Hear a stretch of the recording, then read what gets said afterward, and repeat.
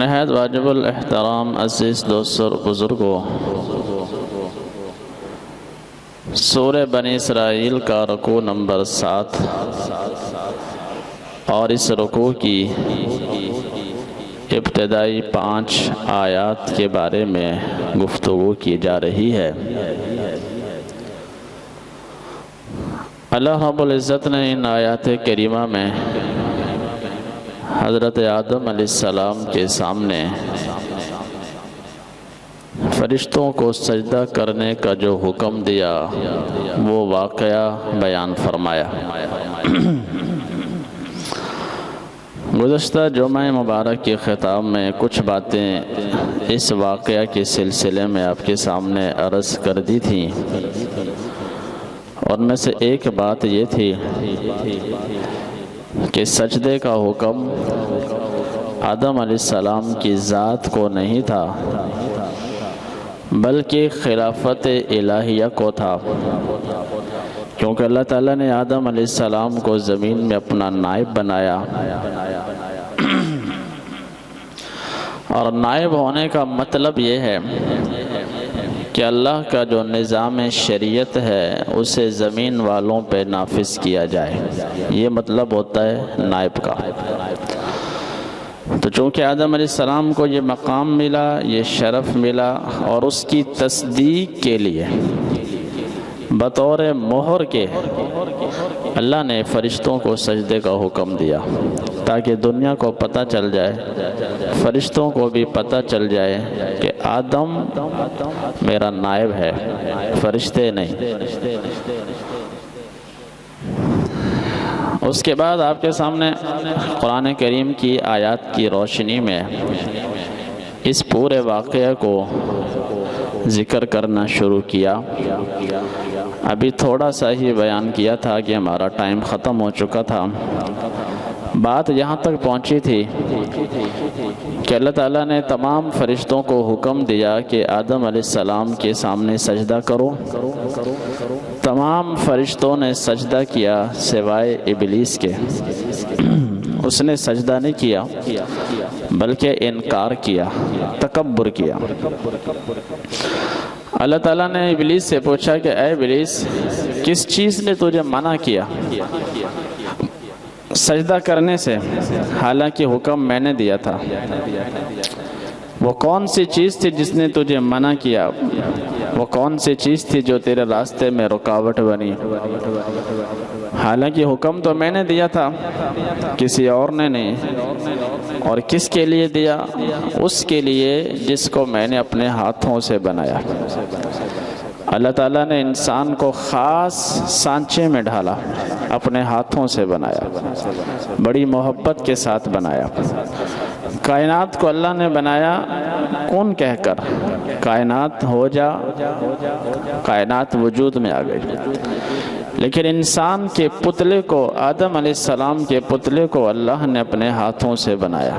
اس کے بعد اللہ نے اس پتلے میں اپنی روح ڈالی، اپنی روح ڈالی۔ تو اللہ وہی فرما رہے ہیں کہ اے ابلیس، جس کو میں نے اپنے ہاتھوں سے بنایا، اپنی روح ڈالی، اس کے سامنے تو نے سجدہ نہیں کیا، وجہ کیا ہے؟ استکبرتا، یا تو نے تکبر کیا، ام کنت من العالین، یا تو اپنے آپ کو بڑا سمجھتا ہے۔ تو شیطان نے اس کے جواب میں کہا انا خیر من، اے رب ذوالجلال، میں آدم علیہ السلام سے بہتر ہوں۔ کیوں؟ خلقتنی من نار، کیونکہ تو نے مجھے آگ سے پیدا کیا، وخلقتہ من طین، اور آدم علیہ السلام کو مٹی سے پیدا کیا۔ تو ظاہر بات ہے جب عناصر یعنی آگ، پانی، ہوا اور مٹی، یہ 4 عناصر ہیں، جب ان میں دیکھا جائے تو آگ مٹی سے زیادہ اہم اور شان والی چیز۔ مٹی نیچے بڑی ہوتی ہے، مٹی پاؤں میں روندی جاتی ہے، لیکن آگ بلند ہوتی ہے۔ اور مٹی بھی عام نہیں۔ شیطان نے کیا کہا؟ ایک تو نا عام مٹی، کہا کہ مٹی بھی وہ جو بودار تھی، بدبودار مٹی، اس کا گارا، من حمأ مسنون، مٹی بھی عام نہیں بلکہ سڑی ہوئی مٹی، ایسا گارا جو سڑ جائے، اس میں سے بو آنے لگ جائے، اس گارے سے آدم علیہ السلام کو اللہ نے وجود عطا فرمایا۔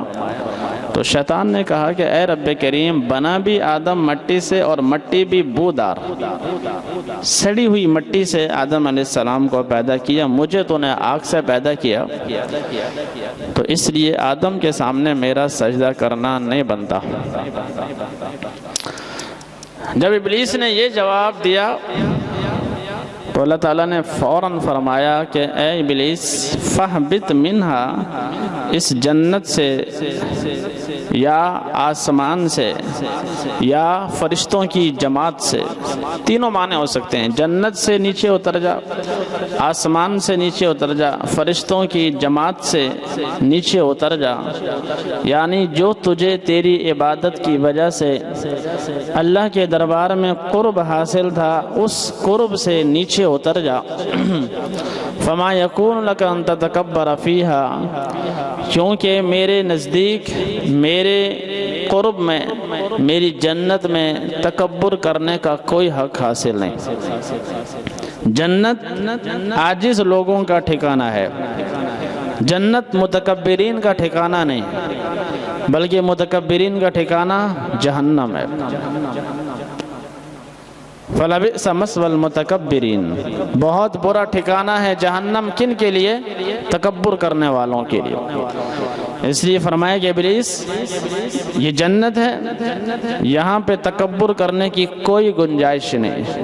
یہ عاجز، منکسر المزاج، جو وہ لوگ جنہوں نے اپنی میں کو مٹایا ہے، جو تکبر نہیں کرتے، جنت ان کے لیے، تیرے جیسے سرکش لوگوں کے لیے جنت نہیں۔ تکبر کیا ہے؟ آپ علیہ السلام نے فرمایا کہ حق بات کو ٹھکرانا اور لوگوں کی حقارت۔ ابلیس نے دونوں کام کیے، حق یعنی اللہ کے حکم کو ٹھکرایا اور آدم علیہ السلام کی حقارت کی، دونوں کام کی۔ اللہ کا امر تھا، اللہ کا حکم تھا، ابلیس نے اسے ٹھکرایا اور حضرت آدم علیہ السلام کی تحقیر کی، حقارت کی۔ اس لیے فرمایا کہ نکل جاؤ جنت سے، جنت میں تکبر کرنے والوں کے لیے کوئی جگہ نہیں۔ فخرج منہا، نکل جا، انک من الصاغرین، تو ذلیل ہے، رسوا ہے۔ فإنک رجیم، تو مردود ہے۔ وإن علیک اللعنۃ الی یوم الدین، قیامت تک تجھ پر میری لعنت برستی رہے گی۔ اللہ رب العزت نے جب ابلیس سے یہ فرمایا تو ہونا تو چاہیے تھا کہ ابلیس عاجزی اختیار کرتا، معافی مانگتا، اللہ مجھ سے غلطی ہو گئی، جنت سے نکال دیا گیا، آسمان سے اتار دیا گیا، اپنے قرب سے، اپنی نزدیکی سے دھتکار دیا گیا، لعنتی قرار دے دیا گیا، سب کچھ کہا گیا، لیکن اس کے باوجود ابلیس معافی نہیں مانگتا، استغفار نہیں کرتا، بلکہ مزید ڈھٹائی کے ساتھ کہتا ہے ربی انظرنی الی یوم یبعثون، اے میرے رب مجھے قیامت تک کے لیے زندگی عطا فرما، مجھے موت نہ دے۔ اللہ نے فرمایا ٹھیک ہے، انک من المنظرین، تجھے مہلت دے دی، اب کیا کرے گا تو؟ اللہ نے جب مہلت دے دی، اللہ نے فرما دیا کہ اے ابلیس قیامت تک تجھے زندگی ہے۔ اب تو ابلیس نے قسم کھا کر کہا فبعزتک، اے رب کریم تیری عزت کی قسم، لأغوینہم اجمعین، میں آدم علیہ السلام کی ساری اولاد کو گمراہ کر کے رکھ دوں گا۔ اللہ نے پوچھا کہ ابلیس کیسے گمراہ کرے گا؟ ابلیس نے پھر طریقے بتائے گمراہی کے، کون کون سے جال اولاد آدم پہ تو ڈالے گا۔ چنانچہ پہلا جال، لَأَقْعُدَنَّ لَهُمْ صِرَاطَكَ الْمُسْتَقِيمَ، دلوں میں وسوسہ ڈالے گا، دین کے بارے میں شریعت کے بارے میں، اللہ کے بارے میں، نبی کی رسالت کے بارے میں وسوسے ڈالے گا، صراط مستقیم کے اوپر بیٹھ جائے گا، جو سیدھا راستہ ہے اولاد آدم کو جو بتایا گیا کہ یہ سیدھا راستہ جنت کا راستہ ہے، اہدنا الصراط المستقیم، سیدھا راستہ جو جنت کی طرف جاتا ہے، شیطان نے کیا کہا؟ میں اس راستے کے اوپر بیٹھ کر اولاد آدم جو اس سے گزرے گی، اس گزرنے والے کے دائیں بائیں آگے پیچھے ہر طرف سے اس کے دل میں وسوسے ڈالوں، کبھی سامنے سے آؤں گا، کبھی پیچھے سے، کبھی دائیں طرف سے، کبھی بائیں طرف سے۔ مطلب یہ تھا کہ میں کسی حال میں ابن آدم کو چھوڑوں گا نہیں، سامنے سے آؤں گا، وسوسہ دل میں ڈالوں گا، نہیں مانے گا تو پیچھے سے ڈالوں گا، نہیں مانے گا تو دائیں طرف سے، نہیں مانے گا تو بائیں طرف سے، مسلسل حتیٰ کہ موت تک۔ جیسا کہ آپ علیہ السلام نے فرمایا، ابلیس انسان کی رگوں میں خون کی طرح دوڑتا ہے، جس طرح خون انسان سے جدا نہیں ہوتا، اسی طرح شیطان بھی انسان سے جدا نہیں ہوتا کسی حالت میں بھی، چاہے وہ نیک بن جائے، نمازی بن جائے، جتنے چاہے حج کر لے، جب تک سانس میں سانس ہے وہ انسان سے جدا نہیں ہوتا۔ تو پہلا اس کا طریقہ واردات، دلوں میں وسوسے، خدشات، دین کے بارے میں، شریعت کے بارے میں، وہ دین جو صراط مستقیم کا نام ہے،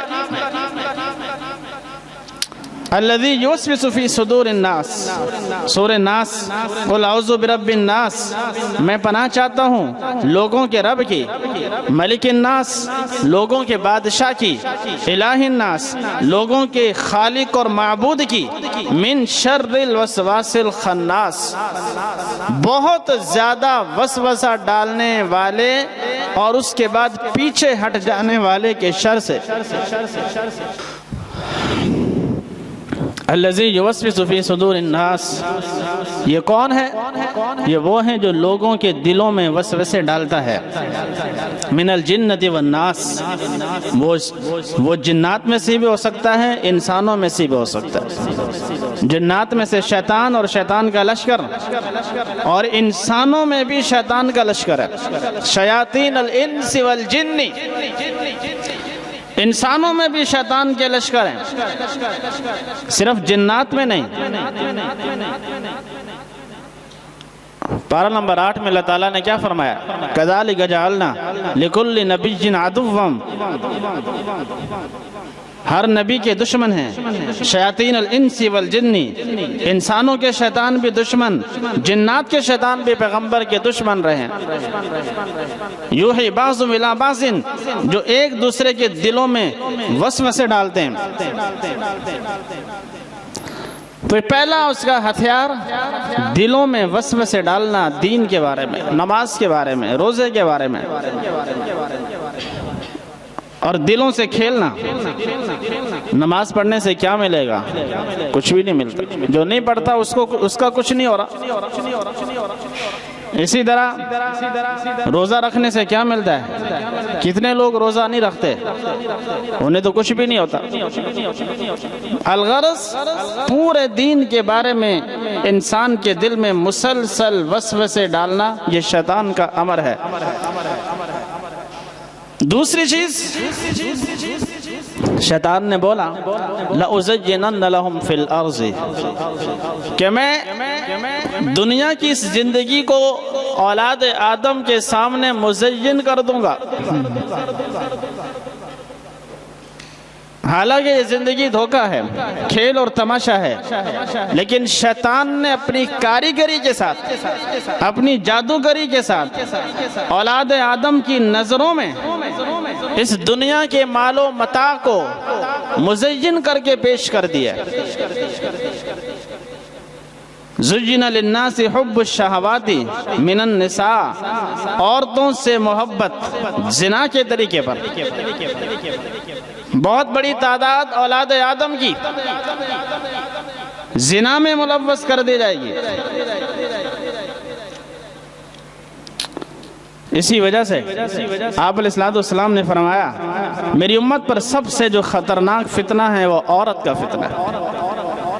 اسی وجہ سے پردے کا حکم، اسی وجہ سے نکاح میں آسانی کا حکم، تاکہ زنا سے بچا جائے۔ تو زین للناس حب الشہوات من النساء، عورتوں سے خواہش کی محبت زین اولاد آدم کے دلوں میں مزین کر دی گئی۔ اب اس کی تفصیل میں نہیں جاتا کیونکہ میرا وہ موضوع نہیں۔ اللہ نے اس کا راستہ بتایا، نکاح ہے، نکاح مشکل ہوتا جائے گا، زنا آسان ہوتا جائے گا، اس کی تفصیل میں نہیں جاتا۔ والبنین، دوسری چیز بیٹوں کی محبت، جس کا نتیجہ کیا ہے؟ بیٹیوں سے محبت کم ہو جائے گی۔ زبان سے تو بیٹی بیٹی بیٹی بیٹی بیٹی بیٹی کرے گا، لیکن مال وراثت میں محروم کر دے گا۔ کاروبار بیٹوں کے نام، زمینیں بیٹوں کے نام، گھر بیٹوں کے نام، دکانیں مارکیٹیں بیٹوں کے نام، زندگی میں، تاکہ بیٹیاں سوال نہ کر لیں میرے مرنے کے بعد۔ اس لیے قرآن نے والبنین کا لفظ بولا ہے، اولاد کا نہیں بولا، بنین بیٹے۔ گھر گھر کی کہانی میرے بھائیو، یہ سارے چکر کس کے ہیں؟ شیطان کے ہیں۔ بیٹوں کو مزین کر کے، حالانکہ کیا بیٹیاں بیٹوں سے کم وفادار ہوتی ہیں؟ کیا مرنے کے بعد بیٹوں سے بیٹے بیٹیوں سے زیادہ دعائیں کرتے ہیں؟ بلکہ معاملہ الٹ ہے، بیٹیاں زیادہ یاد رکھتی ہیں۔ لیکن شیطان کا چکر بیٹوں کی محبت دلوں میں اس طرح مزین کر دی کہ بیٹیوں کو نفرت کی چیز بنا دیا گیا۔ یہ شیطان نے کیا۔ اس کی تفصیلات قرآن مجید کے دوسرے مقامات پر موجود ہے کہ بیٹی کی پیدائش کی خبر سنتے ہیں چہرے سیاہ ہو جاتے ہیں، اور جگہ تلاش کرتا ہے کہ میں کہاں اپنے آپ کو چھپاؤں۔ یتوارا من القوم من سوء ما بشر بہ، خبر سننے کی دیر ہے کہ میرے گھر میں بیٹی ہوئی ہے، قوم سے چھپتا پھرتا ہے، یا کچھ جگہ تلاش کرتا ہے کہ میں زمین میں دھنس جاؤں۔ والقناطر المقنطرة من الذهب والفضة، سونے چاندی کے ڈھیر سے محبت، مال زیادہ ہو بھلے جہاں سے بھی آئے، حلال حرام کی کوئی تمیز نہیں۔ یہ چکر شیطان کا ہے۔ ایک وادی سونے کی مل گئی، دوسری وادی کی تمنا کرے، پیٹ نہیں بھرے گا۔ یہ محبت کس نے ڈالی؟ یہ مزین مال کی محبت کس نے کی؟ ابلیس نے کی۔ ابلیس نے خود کہا ہے رب کے سامنے، یہ مکالمہ ہو رہا ہے آدم علیہ السلام کی پیدائش کے وقت۔ والخیل المسومہ، عمدہ گھوڑوں کی محبت۔ آج کل آپ گاڑیاں کہہ لیں، گاڑی کی محبت، سواری کے لیے اچھی سے اچھی گاڑی ہو تاکہ اپنے آپ کو دوسرے سے اونچا ثابت کر سکے۔ والانعام، چوپائے، بھینس بکری گائے اونٹ، ان کی محبت دلوں میں تاکہ دوسروں پہ فخر کریں۔ والحرث، زمینداری کی محبت۔ یہ ساری چیزیں ابلیس نے کیا بولا؟ اولاد آدم کے دلوں میں اس طرح مزین کر کے رکھ دوں گا کہ اے رب کریم تجھے بھلا دیں گے۔ بس ان کی زبانوں پہ گردان ہوگی، مال، سونا، چاندی، بیٹے، عورتیں، گاڑیاں، بنگلے، زمینیں، جائیداد۔ یہ چیزیں منع نہیں، لیکن حلال طریقے سے۔ عورتیں منع نہیں، حلال طریقے سے۔ بیٹے منع نہیں، لیکن بیٹیوں کو محروم نہ کریں۔ سونے چاندی کے ڈھیر منع نہیں، لیکن حلال طریقے سے زکوٰۃ ادا کر کے۔ گاڑیاں منع نہیں، لیکن کسی کا دل دکھانے کے لیے نہیں۔ گائے بھینس بکری منع نہیں، لیکن کسی کا دل نہیں دکھانا۔ زمینیں خریدنا منع نہیں، لیکن حلال طریقے سے۔ جبکہ ابلیس نے اتنا مزین کر دیا ہے ان چیزوں کو کہ حلال اور حرام کی تمیز ختم ہو گئی۔ عورتوں کی محبت دل میں اتنی ڈال دی کہ زنا سے بھی دریغ نہیں۔